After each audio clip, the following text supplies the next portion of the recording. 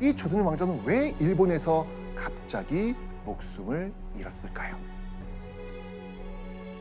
무슨 일이 일본에서 있었던 걸까요?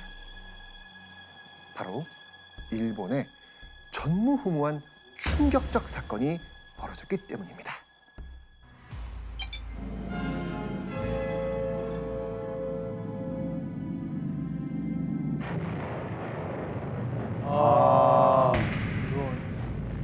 아유, 알죠, 8월 알죠. 6일이었구나. 알죠. 와,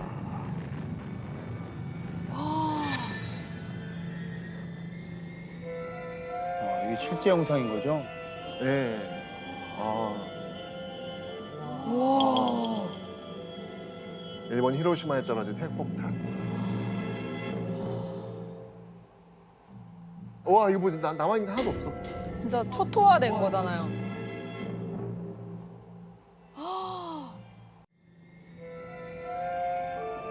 야, 이게 영상으로만 봐도 너무 엄청나네요. 너무 엄청나요. 와. 당시 일본 제국은 연합국의 계속된 항복 요구를 무시한 채 아시아와 태평양 일대에서 침략 전쟁을 이어가고 있었죠. 결국 이런 일본을 완벽하게 무릎 꿇리고 하루빨리 전쟁을 끝내기 위해 연합국인 미국이 꺼낸 카드. 그것은 바로 핵폭탄이었습니다. 결국 1945년 8월 6일 이날 아침 8시 15분 출근 중이던 이유가 이 폭발에 휘말리게 된 겁니다. 온몸에 화상을 입은 이유는요, 급하게 병원으로 이송됐지만 새벽 내내 괴로움에 신음하다가 8월 7일 오전 5시 5분 34살의 나이로 결국 사망합니다. 아이고.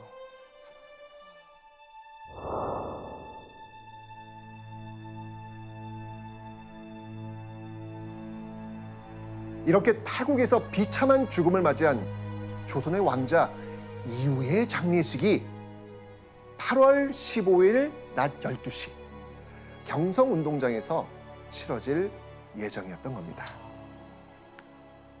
그런데 갑자기 12시에 치러지기로 했던 이 이후의 장례식이 연기가 되고 벽보가 나붙기 시작합니다.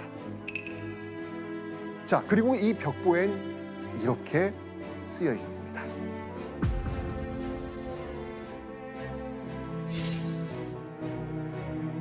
오늘 정오 중대방송 1억 국민 필청. 낮 12시에 중요한 방송을 할 테니 모든 국민은 라디오를 들으라는 거였습니다. 아무리 식민지라지만 한 나라의 왕족 장례식을 미루면서까지 해야 했던 중요한 방송, 대체 뭐였을까요? 반드시 들으라는 뉴스. 결국 시간이 흐르고 어느덧 12시가 되자 라디오에서는요, 일왕의 목소리가 담긴 충격적인 방송이 흘러나옵니다. 바로 일본이 아시아 태평양 전쟁에서 항복하겠다는 내용입니다. 일본의 항복? 그건 우리한테 광복이잖아요. 이 방송을 들은 조선 사람들 어땠을까요? 당시 경성교회의 한 학교에서 임시 교사로 일하던 일본인은요, 이날의 기억을 이렇게 적고 있습니다. 15일 저녁 나는 황금정, 육정목 부근을 전차로 지나갔지만 아무런 혼란도 없었다. 번화가 중 번화가였던 오늘날 을지로 육가를 지나갔지만 사람들이 기뻐하며 보이는 어떤 모습도 없이 거리가 평온했다는 겁니다. 그날 나왔는데, 방송이 나왔는데도 그러니까요. 그날 저녁이 쥐 죽은 듯이 조용했다라는 거잖아요. 그러니까. 거의 막 파티를 해야 되는 분위기였는데. 그렇죠. 왜 그러지? 그리고 이날의 증언은 더 있습니다. 8월 15일의 경성은 마치 쥐 죽은 듯 했다. 당시 방송의 내용을 보시면 알 수 있습니다. 방송 내용이요? 네, 궁금하시죠? 네네.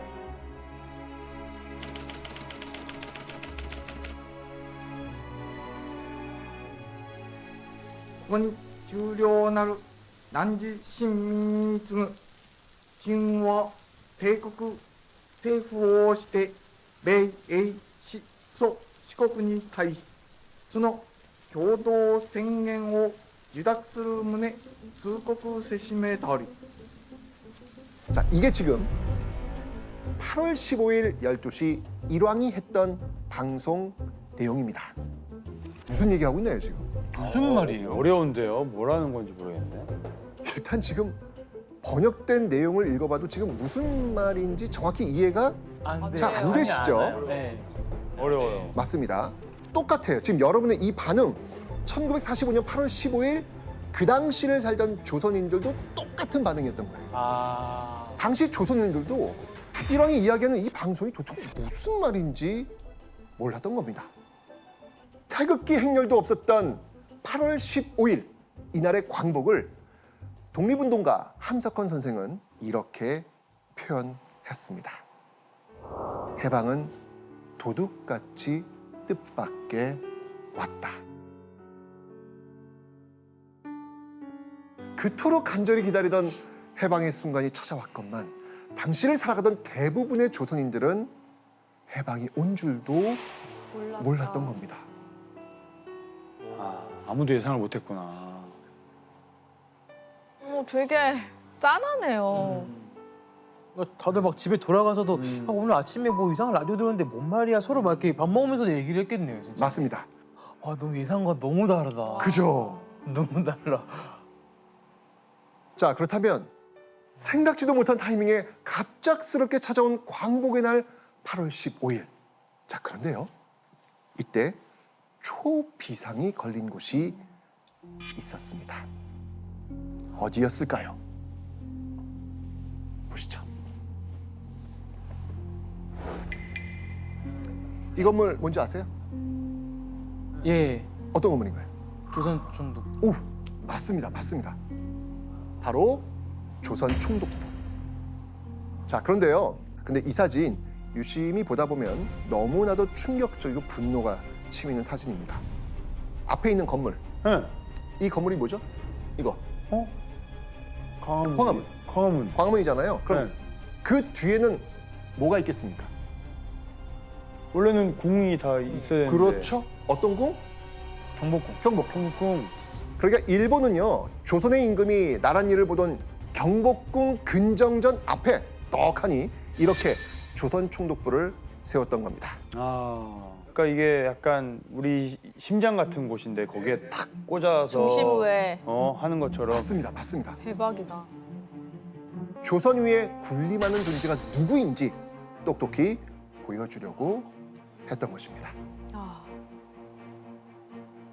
네. 그리고 이 치욕적인 건물은요. 광복 후에도 정부 청사, 국립중앙박물관으로 사용되다가 역사 바로 세우기 정책으로 광복 50주년인 1995년에 이르러서야 철거되었습니다. 제가 태어나기 5년 전이니까 얼마 안 됐네요. 네. 아 그래요? 이거 얼마 안 돼. 얼마 전까지 있었다고요? 네.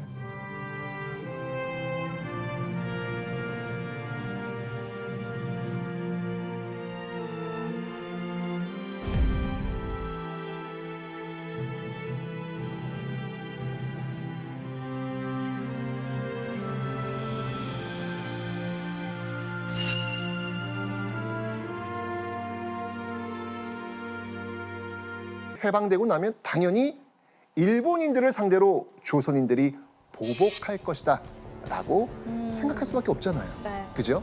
그래서 발등에 불이 떨어진 조선 총독부가 처음으로 도움을 구한 곳이 있습니다. 어디였을까요? 도움을 구할 데가 있어요? 일본에 도움 구하는 거 말고는 방법 없는 거 아니에요? 맞습니다. 당연히 일본 정부였죠. 일본이 정말 항복을 하는지 앞으로 어떻게 대응해야 하는지 그 도움을 청하기 위해서 여러 차례 연락을 취했습니다. 그런데 아무 답도 오지 않는 거예요. 패전을 앞두고 극도로 혼란스러운 일본 정부는 조선 총독부에게 도움이 될 만한 지침은커녕 일본이 항복을 결심했다는 소식조차 전달하지 못하고 있었습니다. 결국 공식 루트가 아닌 대외 비공식적인 정보들을 통해서 일본의 패전 사실을 파악한 조선 총독부는 자신들의 안전을 위해 이들을 찾아 나서게 됩니다. 조선인들의 분노를 통제할 수 있는 정신적 지주와 같은 존재, 그 존재여야 한다고 생각을 했던 겁니다. 그리고 그 대상이 바로 당시 조선인들로부터 절대적인 신뢰와 존경을 받고 있었던 독립운동가였던 겁니다. 아, 그래요? 조선 총독부는 식민 통치 내내 이 그들의 철저한 감시와 고문을 감당하며 수만 번 마음 편히 쉴 수 없었던 독립운동가들에게 자신들의 안전을 부탁하면서 매달리기로 한 겁니다. 그 독립운동가는 누구였을까요? 일본이 선택한 바로 이 사람입니다. 바로 몽양 여운형이었습니다.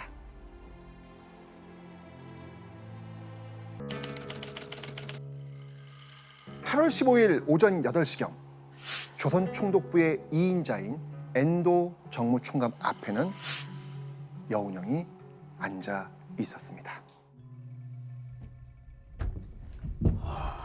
いらっしゃいませ。おかわりございませんか。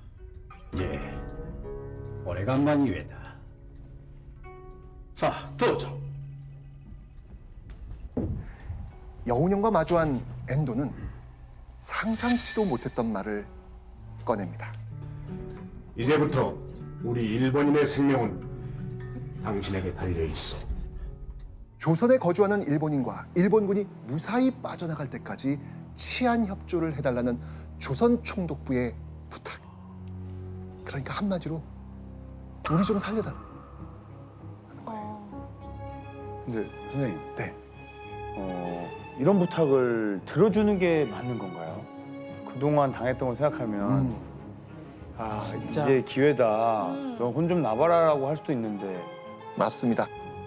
만감이 교차하는 복잡한 심경으로 엔도와 마주했을 여운형은 조선 총독부의 부탁을 들어줍니다. 갑작스러운 광복을 앞두고 극도의 혼란을 걱정한 여운형은 유혈 충돌이라는 최악의 사태는 막자라고 생각을 했던 겁니다. 그런데 이 여운형이 조선 총독부의 부탁을 그냥 일방적으로 들어준 건 아닙니다. 지금 일본의 가장 큰 목표는 뭐예요? 안전. 안전에 도망가는 거 아니겠습니까? 이 일본인의 안전을 대가로 5가지 조건을 요구합니다. 자, 어떤 조건이었는지 한번 화면 보시죠. 정치범과 경제범을 즉시 석방할 것. 이 정치범과 경제범은요, 일본 제국주의에 저항하다가 감옥에 갇힌 사람들을 의미합니다. 즉, 식민 지배라는 특수한 상황이 아니라면 범죄자가 될 리 없는 사람들이었겠죠. 여운형은 억울한 이들의 석방을 첫 번째로 요구합니다. 두 번째 조건으로요, 3개월간 식량을 보장하라. 당시는 전쟁 중이었습니다. 그래서 이 한반도의 식량과 생필품의 보급을 조선 총독부에서 통제하고 있었거든요.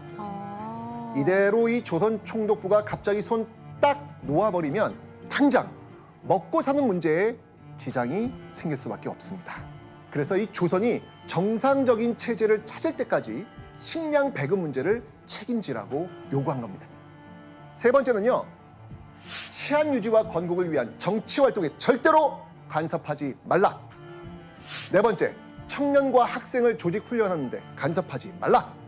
다섯 번째, 근로자와 농민을 건국 사업에 동원하는데 간섭하지 말라. 요약하면 조선인들의 치안과 건국을 위한 독자적인 활동을 앞으로 절대 방해하지 말라는 겁니다. 신경 쓰지 말라. 그렇죠. 그렇죠. 자, 그렇다면 이 5가지 조건을 들은 엔도 어떻게 반응했을까요? 일단 알았어. 알겠어. 해줘야죠. 본인이 지금 빨리 도망가야 되는데. 맞습니다. 거부할 이유도 겨를도 없었습니다. 바로 5가지 조건 수락합니다. 그리고 엔도와의 회담을 마친 여운형은 8월 15일 그날 저녁 6시 종로구 개동의 2층 양옥집에서 조선 건국 준비 위원회 라는 조직을 발족합니다.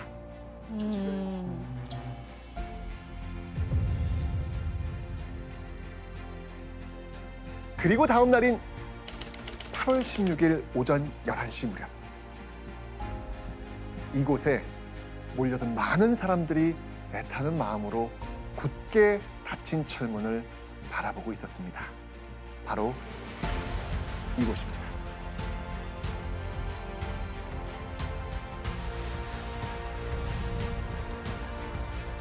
아 맞아.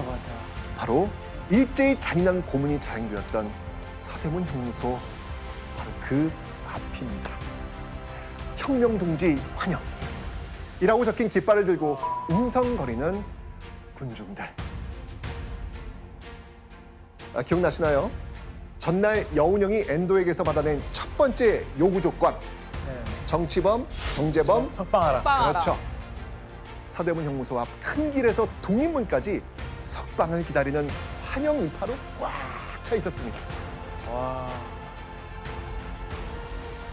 가족과 친구를 맞이하기 위해 사람들이 모여든 겁니다. 얼마나 기다렸을까요?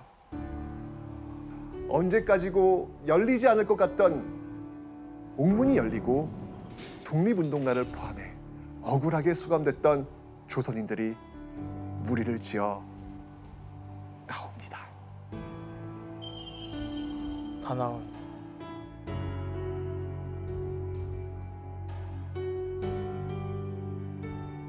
부축을 받고 나오는 등이 굽은 사람에게 여인과 3명의 아이들이 기쁨의 함성을 지르며 달려갔다. 바로 옆에서는 불구가 된 노인에게서 아들의 젊을 때 모습을 어렵게 알아본 어머니가 울다 웃다 하였다. 남편이자 아버지를 살아서 다시 만났다는 감격으로 여인과 아이들은 달려가 한 남자를 얼싸안습니다. 하지만 남자는 고문에 시달려 등이 굽고 부축이 필요할 정도로 몸이 상해버린 상태였죠. 그리고 그 옆에는 길고 혹독한 수감 생활로 불구가 된 채 바짝 늙어버린 아들을 겨우 알아본 어머니가 통곡하며 맞이하는 모습. 석방된 사람들은 모두 오랜 옥살이로 안색은 창백하고 뼈에 가죽만 겨우 달라붙어 앙상한 모습이었습니다.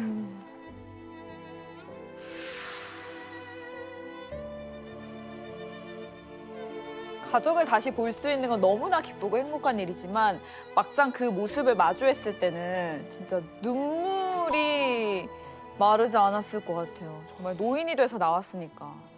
그러니까요. 자, 이렇게 서대문 형무소 앞에서 서로를 끌어안고 울다 웃다 하던 이들은 곧 한 무리가 되어 함께 만세를 외치면서 광화문으로 나아가기 시작합니다.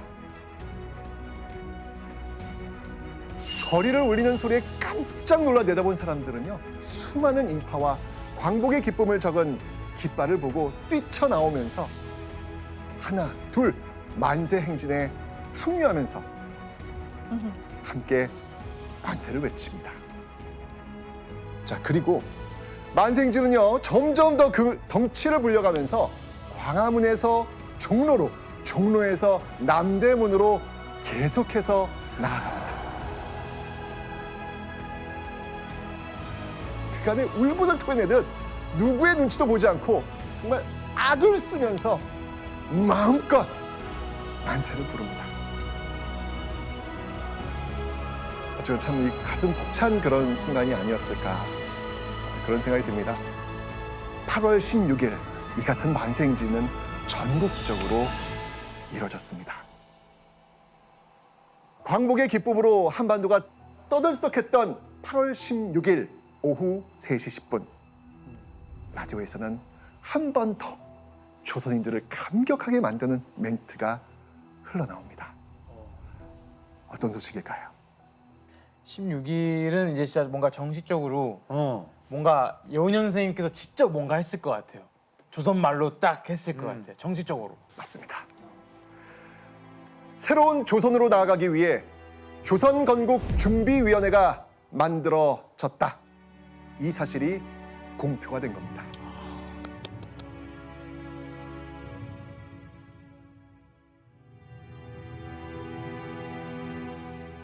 불과 하루 전까지만 해도 이 조선 총독부의 검열 탓에 조선에 유리한 소식을 알린다는 것은 불가능했습니다. 그쵸. 언론의 자유가 없었다는 것이잖아요. 그런데 8월 15일 이후 총독부의 기능이 사실상 마비가 되면서 이날 처음으로 조선인에 의한 조선인을 위한 방송이 흘러나온 겁니다.